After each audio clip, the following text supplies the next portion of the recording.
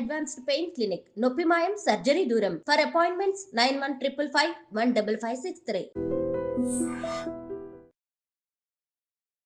మీ అబ్బాయి గురించి చెప్పండి సార్. మంచి దర్శకుడు, సెన్సబుల్ దర్శకుడు అని పేరు ఉంది కదా, మీ అభిప్రాయం?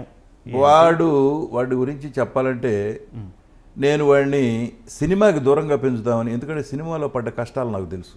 ఓకే. సినిమా ఈ స్టేజ్కి రావడానికి ఒక రామారావు గారి నీడని నేను పెరిగా. రామారావు గారి మూలానే నాకు ఇంత పేరు వచ్చింది. బట్ మళ్ళీ వాడు ఇంకొకళ్ళ నీడని పెరగడానికి వీల్లేదు, ఇండిపెండెంట్గా పెరగాలి అని చెప్పేసి ఎంబీఏలో జాయిన్ అయ్యాడు. ఎంబీఏలో అమెరికా వెళ్తా అన్నాడు. అమెరికాలో మనకి ఎవరు తెలియదు కదరా, ఎలా వెళ్తామన్నా. నేను వెళ్తాను అన్నాడు. సరే నేను పంపిస్తాను. నువ్వు ఒక్కడే కొడుకు, నేను రుద్దేవాడిని కాదు, నువ్వు ఇంజనీర్ అవ్వు, డాక్టర్ అవ్వు, లేకపోతే ఇది చదువు అని ఎవరిని, ముగ్గురు పిల్లల్ని అనలేదండి నేను. మీకు ఏది ఇష్టమైతే అది చదువుకోండి. అలాగే వాడిని ఎంబీఏలో చేర్పిస్తే అమెరికా వెళ్తాన్నాడు, వెళ్ళాడు. నాకు తెలియదు వాడు యాడ్ మేకర్ అని. అమెరికాలో నెంబర్ ఆఫ్ యాడ్స్ చేశాడు. ఏబీసీ కార్పొరేషన్కి చాలా యాడ్లు చేశాడంట. అవి ఒక రోజు నాకు పంపాడు. ఇదేమిటి, నేను వీడిని చదువుకుంటాడు శుభ్రంగా, ఎక్కడన్నా జాబ్లో చేస్తే హ్యాపీగా ఉంటాడు అని నేను అనుకుంటే, వీడు మళ్ళీ అడు తిరిగి సినిమాకి వచ్చాడంటే. ఒక ఫైన్ మార్నింగ్ మద్రాసు వచ్చేసాడు. మద్రాసు వచ్చేసి నేను మంచి యాడ్లు చేశాను చూడమన్నాడు. చూశాను నేను, బాగున్నాయి యాడ్లు, మంచి బ్యూటిఫుల్ టెక్నీషియన్ వాడు. నేను ఆ టెక్నీషియన్ అవుతాడని నాకు తెలియదు అసలు. స్పీల్బర్గ్ దగ్గరికి వెళ్ళి ఈ స్క్రిప్ట్ రాయటం ఏదో అవన్నీ నేర్చుకుని వచ్చాడు. స్టడీ కమ్ కెమెరా ఆపరేషన్ ఒక సింగిల్ హ్యాండ్తోనే ఆపరేట్ చేస్తాడు. ఇవన్నీ చెప్పి తెలిసిన తర్వాత నేను ఆశ్చర్యపోయాను. వీడేంటి, మనం ఏం చదువుకోమన్నాము, ఏం చదువుకున్నాడు, అటు తిరిగి మళ్ళీ సినిమాకి వచ్చాడు. వచ్చి ఒక రోజున అన్నాడు, నేను యాడ్ ఫిలిం ఏజెన్సీ పెడుతున్నానని. మద్రాసులో యాడ్ ఫిలిం ఏజెన్సీ పెట్టాడు. సరే నీ ఇష్టం, నువ్వేం చేస్తానంటే అది చేసుకో అని ఒక ఇల్లు అద్దెకి తీసుకుని, అప్పుడు మా ఈవీవి సత్యనారాయణ గారి ఇల్లు ఉండేది, ఆ ఇల్లే అద్దెకి తీసుకుని అందులో యాడ్ ఫిలిం పెట్టాడు. పెట్టి అక్కడ మంచి మంచి యాడ్స్ చేశాడు. సౌందర్య గారితో, శ్రీకాంత్తో, వెంకటేష్తో ఎన్ని యాడ్లు చేస్తున్నాడు. చేస్తా ఒకరోజు అన్నాడు, నేను ఈ స్మాల్ స్క్రీన్ నుంచి బిగ్ స్క్రీన్కి వెళ్ళాలన్నది డాడీ అన్నాడు. నేను ఎవరి దగ్గరికి వెళ్ళి మీరు డబ్బులు పెట్టండి మా అబ్బాయి పాడు చేస్తాడని చెప్పనరా, నువ్వు సినిమా తీస్తే డబ్బులు వస్తాయో పోతాయో తెలియదు, బట్ వాళ్ళని నేను రిక్వెస్ట్ చేయలేను, నేను అలాంటి పనులు చేయను. అదేంటి అందరూ కొడుకుల్ని ఎంకరేజ్ చేస్తారు, నువ్వు ఎంకరేజ్ చేయకుండా అన్నాడు. ఎంకరేజ్ అంటే ఏం కావాలి చెప్పి, నీకు చదువు చెప్పించాను. ఆడి క్లాస్మేట్లంతా ఇండియన్ ఎక్స్ప్రెస్లో జనరల్ మేనేజర్స్, ఒకడు 1,50,000 2 లక్షలు డ్రా చేస్తున్నారు అని అంటే అన్నాడు, ఫ్యూచర్లో నీకు తెలియదు, పిల్లలకి స్కూల్ ఫీజు కట్టడానికి సరిపోవు 1,00,000 2 లక్షలు వాస్తవమే కదా అని చెప్పాడు. అప్పుడు చెప్పాడు ఆ రోజుల్లో. సరే నీ ఇష్టం రా, ఏంటి ఇప్పుడు సినిమా తీయాలి అంతే కదా, నేను అడగను, నువ్వు ఒక పని చేయి, నువ్వు డిసైడ్ చేసుకో, బడ్జెట్ వేసుకో, ఎంతలో తీయగలవు, నీకు ఎవరు కావాలి ఆర్టిస్టులు చెప్పు నాకు అని చెప్పి ఒక 4 రోజులు టైం ఇచ్చాడు. 4 రోజుల్లో వచ్చాడు. వచ్చి ఒక 70 lakhs నా బడ్జెట్ అన్నాడు. సరే 70 lakhs అయితే మనమే తెద్దాం అని చెప్పా. మనమే తెద్దాము, ఆర్టిస్టులు ఎవర్రా అన్న. ఆర్టిస్టులు అంటే నాకు ఈవీవి గారు అబ్బాయి రెండో వాడు కావాలన్నాడు. అదేంట్రా, ఆశ్చర్యపోవటం మామూలు ఆశ్చర్యం కదా, ఎందుకంటే ఈవీవి గారికి నాకు మధ్య సాన్నిహిత్యులు, ఆయన రోజు నరేష్ గురించి బాధపడేవాడు. వీడిని ఏం చేయాలయా, నాకేం అర్థం కావట్లేదు, వాడేమో ఆర్టిస్ట్గా పనికిరాడు, ఏం చేయాలి, ఓ పని చేద్దామంటే పెద్ద అబ్బాయి ఎలాగో ఆర్టిస్ట్ అయ్యాడు కదా, వీడిని డైరెక్టర్నో ప్రొడ్యూసర్నో చేద్దాము, మనమే సినిమాలు తెద్దాం మనం బ్యానర్ పెట్టి అని చెప్తూ ఉండేవాడు నేను. ఇప్పుడు సడన్గా వాడు ఆర్టిస్ట్ అనేది, అదేంట్రా అందరూ వద్దన్నారు, నువ్వు వాడిని ఆర్టిస్ట్ పెట్టుకున్నావు అంటే, నా కథలో క్యారెక్టర్కి అతను యాప్ట్గా సరిపోతాడు, మంచి కామెడీ ఉంటుంది అని చెప్పాడు. సరే నేను ఈవీవి గారికి చెప్పాను, ఎల్లవయ్యా నాకన్నా పిచ్చాడులు దొరకలేదా నీకు జోకులు వేయడానికి అని అన్నాడు ఆయన. కాదండి నిజంగానే తీస్తాడంట వాడు, అడుగుతున్నాడు అంటే, అయితే మొదలెట్టమని నోరు చేశాడు ఆయన.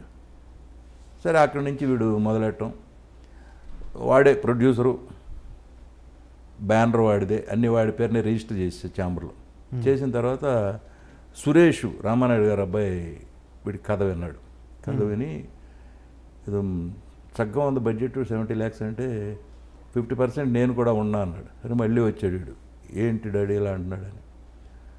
ఓ పని చేద్దాంరా, నువ్వు సినిమా తీస్తే ఎవరో కొనరు, ఇమ్మీడియట్గా బిజినెస్ అవ్వదు, ఇది రిలీజ్ చేయలేం మనం, వాళ్ళకి అన్నీ ఉన్నాయి, నెట్వర్క్ అంతా ఉంటుంది, నెట్వర్క్ ఉంది, స్టూడియో ఉంది, ల్యాబ్ ఉంది, రికార్డింగ్ థియేటర్లు ఉన్నాయి, డబ్బింగ్ థియేటర్లు ఉన్నాయి, వాళ్ళది 50% చేయమను, వాళ్ళ 35 వాళ్ళది తీసుకోమను, 35 మనం క్యాష్ పెడదాం, సినిమా తెద్దాం అని చెప్తే సరే ఓకే అని చెప్పి అలా మొదలెట్టి ఆ సినిమా 69 lakhsలోనే కాపీ తీశాడు.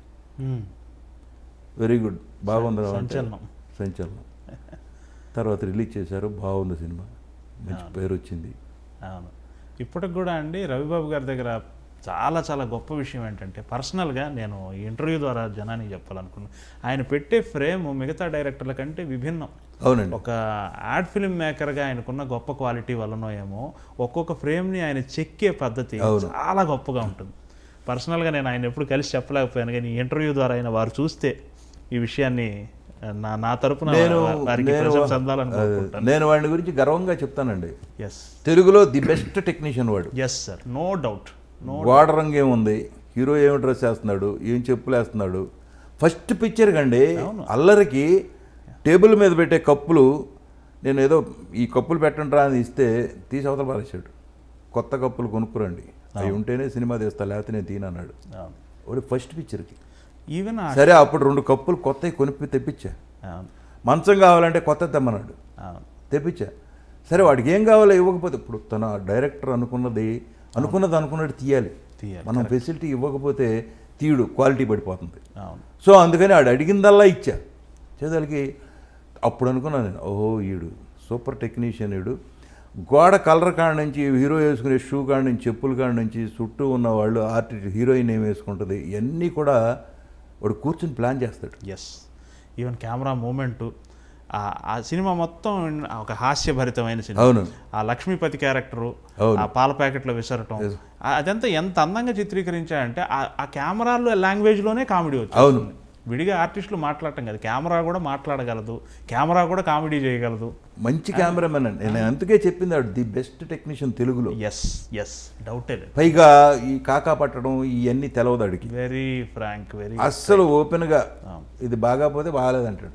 ఏంటో బాగాలేదు, 7 o'clock రండి అంటే 7 o'clock రావాలి, 7 o'clock మొదలెడతాడు, 5 o'clock ప్యాకప్, ఆ తర్వాత చేయడు, షూటింగ్ చేయడం.